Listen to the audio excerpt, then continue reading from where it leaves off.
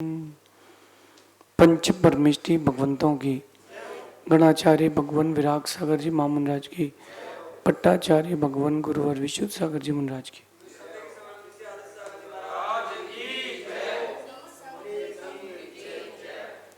यहाँ हम सभी अपने जीवन में सुख और गुणों की अभिवृद्धि के लिए नीति के विषयों का श्रवण कर रहे हैं। नीतिकार हमें सिखाते हैं कि जब परिस्थितियां विपरीत आती हैं तब हमें घबराना नहीं चाहिए।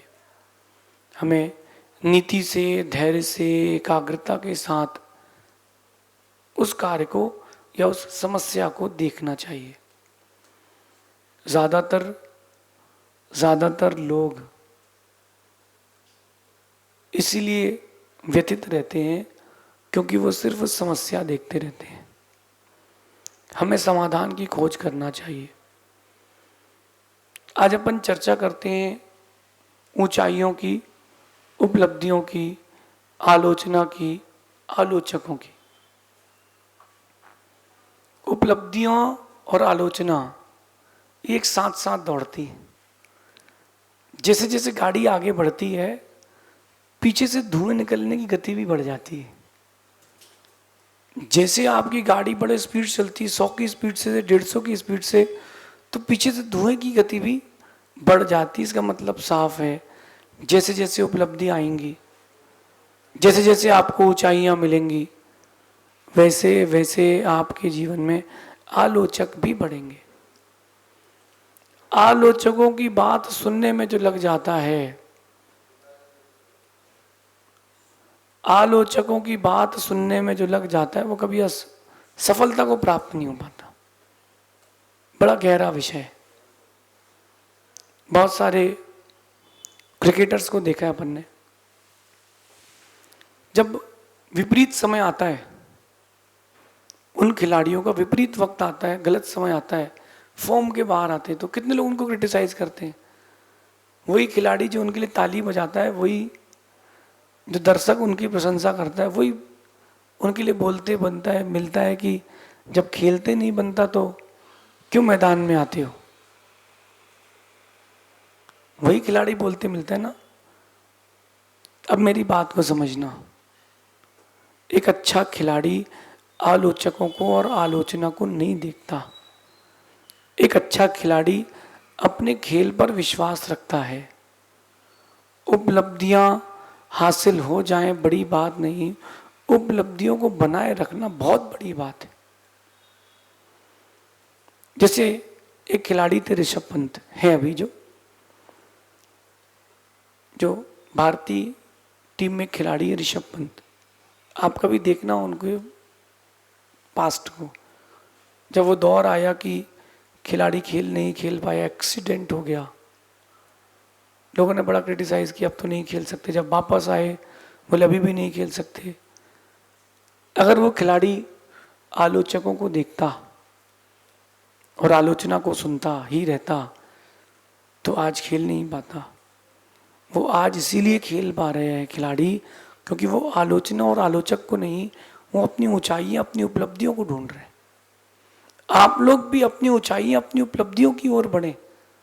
कैसे हम ऊंचाइयां, कैसे हम उपलब्धियां पा सकते हैं, इन सब आलोचनाओं और आलोचकों के चक्कर में अपनी प्राप्त ऊंचाइयों को अथवा अपनी लक्ष्य संबंधी उपलब्धियों को खो मत बैठना। कहने वाले कहेंगे और सहने वाले सहेंगे। खेल ऐसे ही खेला जाता है, जिंदगी का भी। शायद विश्व में कोई एक ऐसा व्यक्ति हो जिसकी आलोचना नहीं होती हो। गरीब की आलोचना भी होती है, अमीर की भी होती है।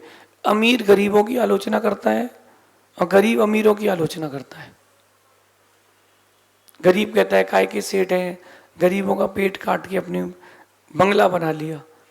अब अमीर कहता है कि गरीब हो तुम दूर हटो, तुम करते क्या हो, तुमको आता क्या है, हम पढ़े लिखे। तो लोग एक दूसरे की आलोचना में, जबकि एक दूसरे की आलोचना नहीं, एक दूसरे के गुण ग्रहण की भावना होना चाहिए। जीवन में उपलब्धियां आलोचकों को सुनते रहने से नहीं मिलती। जब आलोचक कोई बात बोले और आपको लग रहा है कि वो आपकी कमी है, स्वीकारो, सुधारो, और वो कमी आप में नहीं है तो मुस्कुरा दो। कुछ लोग आलोचकों को सुन के व्यथित हो जाते हैं, दुखी, हताश, निराश। अब हम क्या करें, अब हम क्या करें, होने दो। किसी कवि ने बहुत अच्छी पंक्ति कही है कि जिसका जो जितना बदनाम हुआ है उसका उतना नाम हुआ है।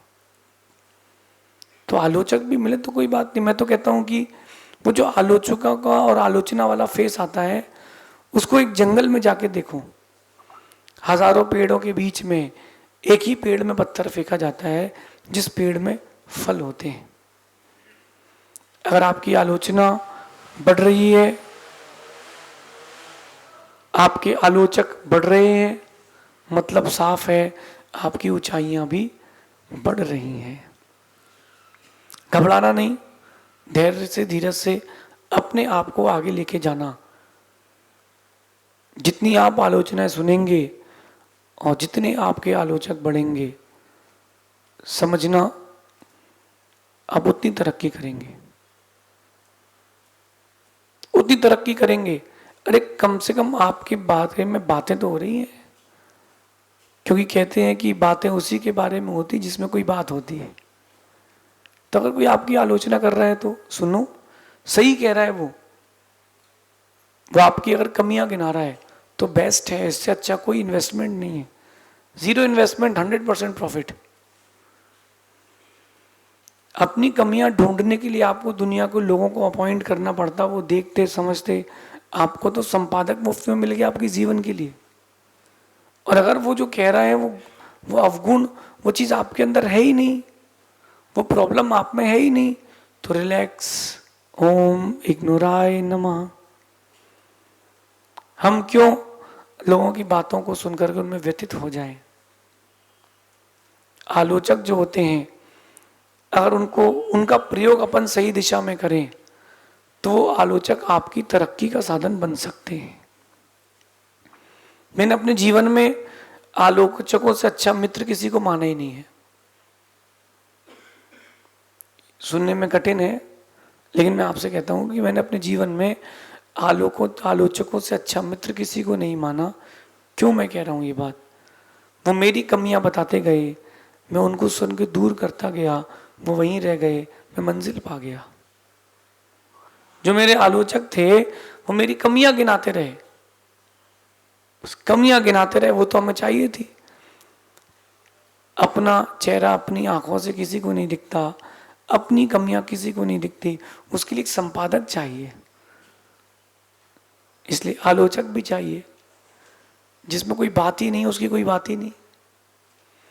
भारत में कितने लोग हैं जिनके बारे में चर्चा होती है? मैं आपको अपने इंडिया के एक्स प्राइम मिनिस्टर का एक कॉन्फ्रेंस बताता हूं। जो कॉन्फ्रेंस पत्रकार वार्ता में डरता है वो चोर है। कॉन्फ्रेंस 1 to 1 फेस करने में जो डरता है, इसका मतलब कहीं ना कहीं वो चोरी कर रहा है। उसको डर है कि मेरी बातें सामने आ जाएंगी। पत्रकार वार्ता हुई प्रधानमंत्री भारत देश का, और जो व्यक्ति था पूछने वाला, उसने पूछ लिया कि आप तो किसी और के इशारे पर चलते हैं। किससे? देश के प्रधानमंत्री से। छोटा मोटा व्यक्ति है, बहुत बड़ा व्यक्ति है। धीरे से वो प्रधानमंत्री मुस्कुरा के कहता है, no comments, any other query. ये उनका अपना व्यक्तित्व था कि उस व्यक्ति ने आलोचना और आलोचक को इग्नोर कर दिया। वो अपनी बातों में फिर लग गया, अपने विकास में फिर लग गया। ये नीति जीवन में उतारना कि आलोचना और आलोचकों से सभी घबराते हैं। आलोचना और आलोचकों से सभी घबराते हैं, लेकिन जो अपने जीवन में उन्नति करेगा वो ना कभी आलोचकों से घबराता है, ना आलोचना से घबराता है। कभी कोई आपके लिए पीछे से कोई बात बोल रहा है तो घबराना नहीं, बिल्कुल रिलैक्स लेना, उसका उपाय खोजना कि नहीं उपाय तो ये है। कहने वाले के कहने से क्या होता है? मैंने तो आज तक नहीं देखा कि 1000 लोगों के चूहा चूहा कह देने से हाथी चूहा हो गया हो। अभी जो इंडियन सिस्टम है, एजुकेशन सिस्टम, उसमें लिखा है कि भगवान महावीर स्वामी की शादी हुई थी, उनके साले थे। तो लिख देने से क्या हो जाता है? लिख देने से अगर हो जाता तो क्या बात थी, हम भी किताब लिख देते हैं। लिख देने से तो ना कुछ हो जाता है। अगर कोई आलोचक आपके लिए कुछ कह देता है तो कह ले। किसी के कह देने से तुम्हारे अंदर अवगुण नहीं बढ़ जाएंगे, किसी के कह देने से तुम्हारे गुण नहीं घट जाएंगे। कहने वाला स्वतंत्र है, वो कहता रहे, तुम स्वतंत्र हो तो अपना काम करते रहो। ये आलोचना और आलोचक तभी बढ़ते हैं जब आपके पास कोई उपलब्धियां होती हैं। अगर धातुएं होती ना, धातुएं, मेटल्स, अगर सारे मेटल्स बोलते होते तो सबसे ज्यादा निंदा सोने की होती, सबसे ज्यादा निंदा सोने की होती, क्योंकि वो सबसे कीमती है। अगर ये फल फ्रूट्स जो होते हैं बोलते होते ना, सबसे ज्यादा निंदा आम की होती है। बोले 2 महीने आता है और राजा कहलाता है। लेकिन अगर आम बोलता होता तो कुछ भी नहीं बोलता, क्योंकि जो बोल देता है वो छोटा हो जाता है। प्रतिक्रिया दे देने से प्रतिष्ठा गिरती है। आलोचक और आलोचना की प्रतिक्रिया मत दो, आप अपना काम करते रहो। मैं बेंगलोर में था, हम लोग एक कॉलोनी से दूसरे कॉलोनी जा रहे थे। एक व्यक्ति पीछे पीछे आ गया, गाली देने लगा, चिल्ला रहा था, कपड़े पहनो, लंगोटी लगाओ, लुंगी पहनो। जो साथ में चल रहे थे वो भड़क रहे थे। मैंने कहा शांत रहो, ये आलोचक हैं, इनके बम ज्यादा दमदार नहीं होते, फुस्सी बम है, ये फुस्सी बम है। चलते रहो आगे आप। वो 300-400 मीटर पीछे आता रहा चिल्लाता हुआ, फिर वापस लौट गया। अपना काम भी तो देखना उसको। और मैं मानता हूं कि अगर आलोचक आपकी आलोचना में लग गया है तो तुम्हारे लिए बहुत अच्छी बात है, क्योंकि तुमको एक स्पीड मिलेगी। वो तो तुम्हारी आलोचना में लगा है, तुम अपने विकास में लग जाओ। जब कोई आपके पीठ पीछे आपके सामने डायरेक्ट इनडायरेक्ट आपको पॉइंट आउट कर रहा हो, करने दो। तुमको मौका मिला है, वो तो रुका हुआ है, अपने आप को नीचे गिरा रहा है, तुम अपने आप को ऊंचा उठाओ, तुमको डबल ग्रेस मिलेगी। जैसे कहते हैं कि नो बॉल और उसमें सिक्सर मिल जाए तो डबल। एक व्यक्ति को बॉल, एक बॉलर ने बॉल फेंकी और जो बैट्समैन था उसने 6 मार दिया, नो बॉल थी, कितने रन हो गए? 7। अगली बॉल फिर भी उसने उसमें एक छक्का और मार दिया, तो एक बॉल में 13 रन हुए कि नहीं हुए? यही गैप घटाने का तरीका है। ये जब आलोचक आपकी आलोचना करे तो आलोचना करके नीचे गिर रहा है, तुम अपने गुणों का विकास करके अपने लक्ष्य पे अक्ष रख के ऊंचा उठो। क्योंकि जब उपलब्धियां बढ़ती हैं तब आलोचक और आलोचना का सीजन आ जाता है। आने दो, ऑल इज वेल, सब अच्छा है। हम दुखी क्यों हों? हम दुखी क्यों हों? मैंने कहा था ना कि पत्थर तो उसी वृक्ष पर लगते हैं जिसमें फल होते हैं। कांटे वाले वृक्ष से तो लोग दूर दूर निकलते हैं। और जिस व्यक्ति की आलोचना होती है या फिर जिस चीज की आलोचना होती है, ये कहीं ना कहीं उसकी ऊंचाइयों को दर्शाने के लिए साधन है। कहीं ना कहीं उसको ऊंचाइयों पर पहुंचने का साधन मिलता है। किसको? आलोचना से। आप बैठ करके सुनो तो। एक बच्चे के पेपर में 80 मार्क्स आए मैथ्स के, 20 नंबर कम आए, रो रहा था मेरे 20 नंबर कम आए। मैंने देखो कि 20 नंबर किस चीज में कम आए, तुमसे मिस्टेक क्या हुई है? फॉर्मूलाज में, मल्टीप्लिकेशंस में, थ्योरीज में, किस चीज में मिस्टेक हुई है? रोना हल नहीं है, खोजना हल है। अगर आपके लिए कोई क्रिटिसाइज कर रहा है तो रोना हल नहीं है, हल है अपने आप को उस वहां तक ले जाने का कि अगली बार मैं कोई लूप होल छोड़ूंगा नहीं। लेकिन एक बात, जिनके पास उपलब्धियां हैं उनसे भी कह रहा हूं कि अगर कोई उपलब्धि आप ढूंढ रहे हो या कोई उपलब्धि आपको मिल रही है, उसको बचा के रखो। आप अगर अपनी उपलब्धियों को बाहर दिखाओगे तो वो उपलब्धियां एक दिन आपके लिए अनुपलब्ध हो जाएंगी। जो आपके पास उपलब्धियां हो गई हैं, जो आपको चीजें हासिल हो चुकी हैं, बाहर एक्सपोज मत करो। ये राजस्थान में यहाँ पर बहुत बड़े बड़े सेठ लोग हैं, लेकिन वो खुद को दिखाते ही नहीं कि हम सेठ हैं, कभी नहीं दिखाते खुद को सेठ हैं। वही गंदी सी धोती और सिर पे बड़ा सा फेंटा आदमी, वो टोपी के अंदर ही वो लाखों रुपए रखा हो, वो एक्सपोज नहीं करते। तो आपको अगर ऊंचाइयां मिल गई हैं, उपलब्धियां मिल गई हैं, एक्सपोज मत करो, मिलने दो, रखते जाओ, मिलने दो, रखते जाओ। जो लोग बोल देते हैं अपने मुख से अपनी उपलब्धियां, उनके चाहने वाले समझ जाते हैं कि देखो अपनी मुख से अपनी प्रशंसा कर रहे हैं। अपन बचें, अपन समझें, अपन संभलें। ऊंचाइयां पा लेना बड़ी बात नहीं, ऊंचाइयां बनाए रखना बड़ी बात है। आलोचकों के पत्थर कितने ही बड़े क्यों ना हो, तुम्हारी उपलब्धियों की इमारत इतनी ऊंची हो कि वो उनके पत्थर वहां तक पहुंच ही ना पाए, वहां तक आपके आलोचक पहुंच ही ना पाए, और वो अपने में व्यस्त रहें और तो अपनी उपलब्धियों में मस्त रहो।